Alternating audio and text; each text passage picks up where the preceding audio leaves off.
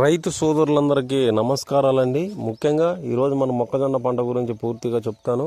అలాగే మొక్కజొన్నలో మనం అధిక దిగుబడి సాధించాలంటే ఎటువంటి యాజమాన్య పద్ధతులు పాటించాలి, అలాగే మొక్కజొన్నలో వచ్చే కత్తెర పురుగు యాజమాన్యం కూడా చెప్తానండి. అలాగే ఫర్టిలైజర్ కూడా ఎలాంటి ఎరువులు వేసుకోవాలి, అలాగే మన పాలు పోసుకునే దశలో మనం ఎటువంటి ఎరువులు వేసుకోవాలి అనేది విషయాలపై ఈరోజు పూర్తిగా మీకు అవగాహన ఇస్తాను.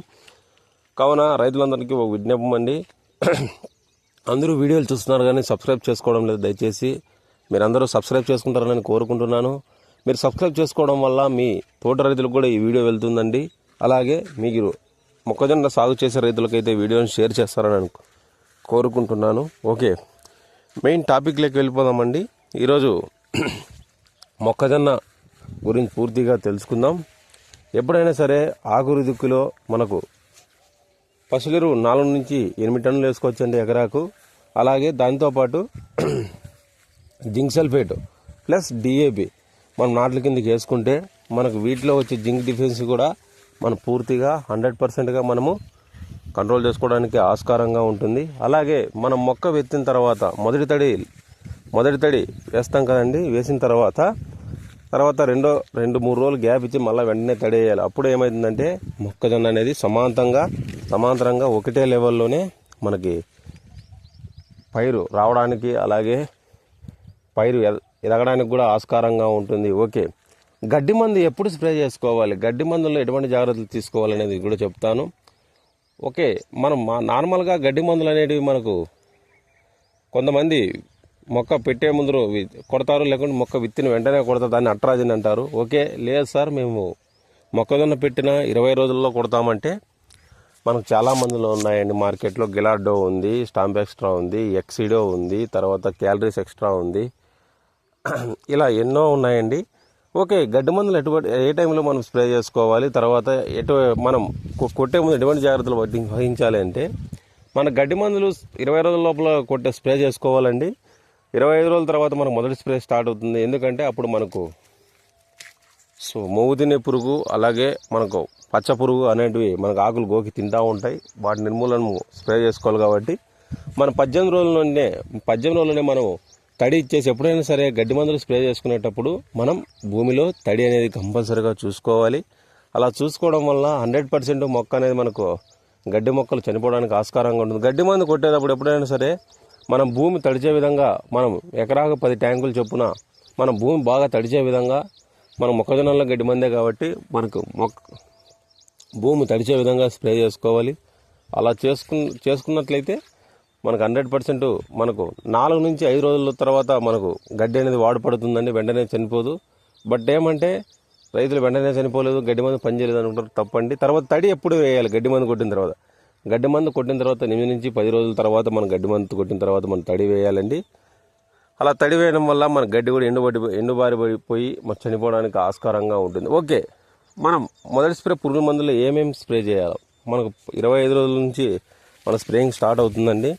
మనకు 20 రోజుల్లో మనకు ముఖ్యంగా మనం గమనించినట్లయితే ఎమాక్టిన్ బెంజోయేట్ 0.5 గ్రామ్ పర్ లీటర్, అలాగే దానితోపాటు ల్యాండా కరాటి అంటారండి 1 ml లీటర్ నీటికి, అలాగే దాంట్లోకి న్యూట్రియన్స్ ఒకటి, అది Nutri LS 2 ml per litre, అలాగే ఏదైనా M45 కానీ రోకో కానీ మనం ఫంగిసైడ్, ఎందుకంటే బూజు తెగులు కానీ ఏదైనా తెగులు రాకోకుండా మనకు ఆస్కారంగా ఉంటుంది.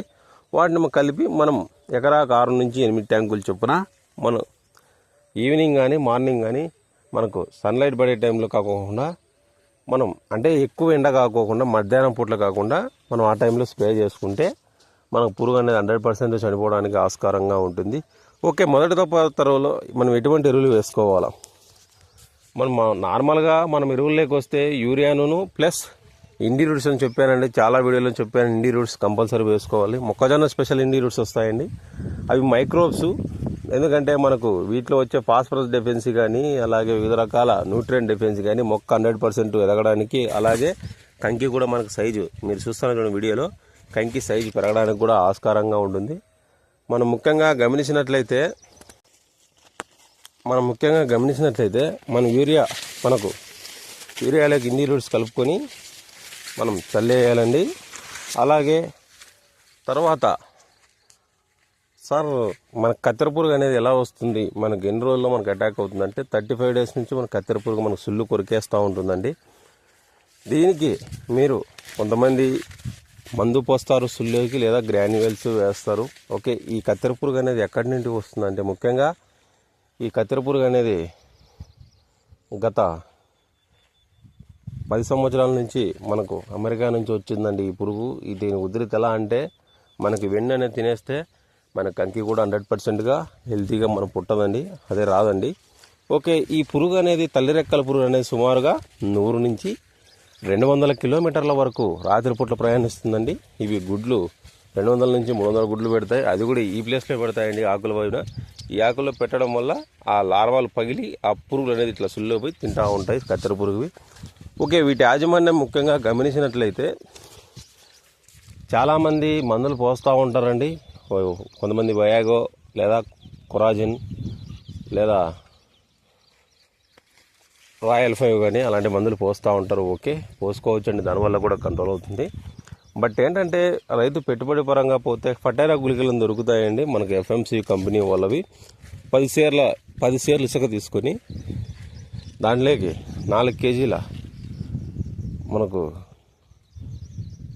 ఫటైరా గుళికలు కలిపేసి సుల్లో మనకు పడేటట్లుగా మనము వేసుకోవాలి. అలా వేసుకోవడం వల్ల మన పంట లాస్ట్ వరకు కత్తెర పురుగు మనకు నిదానంగా చనిపోతుందండి. బట్ ఏమంటే లాంగ్ లైఫ్ డ్యూరేషన్ అంటే ఎక్కువ రోజులు మనకు పనిచేస్తుందండి. కావున మీరు ఫటైరా గుళికలు వేసుకోవచ్చు. అలాగే తర్వాత మనం ఎటువంటి ఎరువులు వేయాలి, తర్వాత ఏ టైంలో మనకు 40 నుంచి 50 రోజుల్లో ఒక ఎరువు వేసుకోవాలన్నప్పుడు యూరియా లేదా బయో ఎన్పీకే మనం 10 కేజీలు దాంట్లోకి యూరియా కలుపుకొని మనం కాంప్లెక్స్గా ఎరువులన్నా వేసుకోవచ్చు ఆ టైంలో.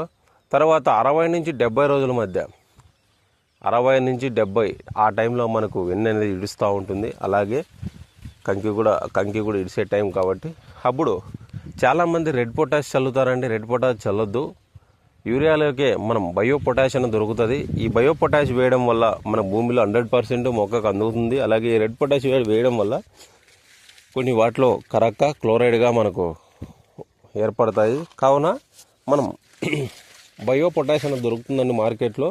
ఆ బయో పొటాష్ మనం యూరియాలో కలిపి వేసుకోవడం వల్ల 100%గా మనకు కంకి అనేది బాగా సైజు వస్తుంది. అలాగే 100%గా మనకు అధిక దిగుబడి రావడానికి ఆస్కారంగా ఉంటుంది. అలాగే నీటి యాజమాన్యానికి గమనించినట్లయితే ఎప్పుడైనా సరే మనకు వెన్ను విడిచేటప్పుడు అంటే ఈ టైంలో ఇలా ఇడుస్తూ ఉంటుంది కదండి, ఈ టైంలో వెన్ను విడిచేటప్పుడు కానీ లేకుంటే మన గింజ పాలు పోసుకునే దశలో కానీ నీరు అనేది మనం ఎంత బాగా ఇస్తే అంత బాగా మేలండి. అలాగే 90 నుంచి ఒక పీకే 20 రోజుల ముందు మనం నీటి తడిలు ఆపేయాలండి. అప్పుడు కంకి అనేది 100%గా గింజ అనేది బాగా అవుటను పెరిగి అలాగే కంకి బాగా నాణ్యంగా ఉండడానికి ఆస్కారంగా ఉంటుంది. అలాగే మీరు చాలామంది కొన్ని రకాల్లో కంకి అయినా ఇంకా 15 రోజుల కోసం ఇట్లా సుళ్ళు కోసేస్తారండి. కోసేయడంలో తప్పేం లేదండి. బట్ ఏమంటే కంకి పసి ఉందా లేదా కనుక్కోవాలి. అంటే తడిగా అంటే కంకిలో తేమ శాతం నిలకడగా ఉంటే మనం పైన సుళ్ళు కోసేయకూడదండి. కంకి బాగా 100% మనకు కంకి పర్లేదు బాగున్న టైంలో మన సుళ్ళు కోసుకోవడం వల్ల మనకు పోషకాలన్నీ కంకి సైజు కూడా పెరగడానికి ఆస్కారంగా ఉంటుంది. కావున వీడియో నచ్చినట్లయితే ప్లీజ్ లైక్, షేర్, సబ్స్క్రైబ్ అండి. అలాగే మీ తోటి రైతులకు, మొక్కజొన్న రైతులకు మీరు వీడియోని షేర్ చేస్తారని కోరుకుంటున్నాను. అలాగే మీకు వ్యవసాయానికి సంబంధించిన వీడియోలు కావాలనుకుంటే మీరు కామెంట్లో నాకు తెలియజేయండి. మీకు 100%గా నేను వ్యవసాయానికి సంబంధించిన అన్ని రకాల పంటలకు కూడా నేను వీడియోని తయారు చేస్తాను. అలాగే మీరు దయచేసి చాలామంది వీడియోలు చూస్తున్నారు కానీ సబ్స్క్రైబ్ చేసుకోవడం దయచేసి మీరు సబ్స్క్రైబ్ చేసుకోవాలని కోరుకుంటున్నాను. ఇలా సబ్స్క్రైబ్ చేసుకోవడం వల్ల అలాగే వీడియోని లైక్ చేయడం వల్ల మీ తోటి రైతులకు కూడా వీడియో చేరుతుందండి. కావున పేరున అడుగుతున్నాను, దయచేసి ప్లీజ్ లైక్, షేర్, సబ్స్క్రైబ్ అండి. Thank you.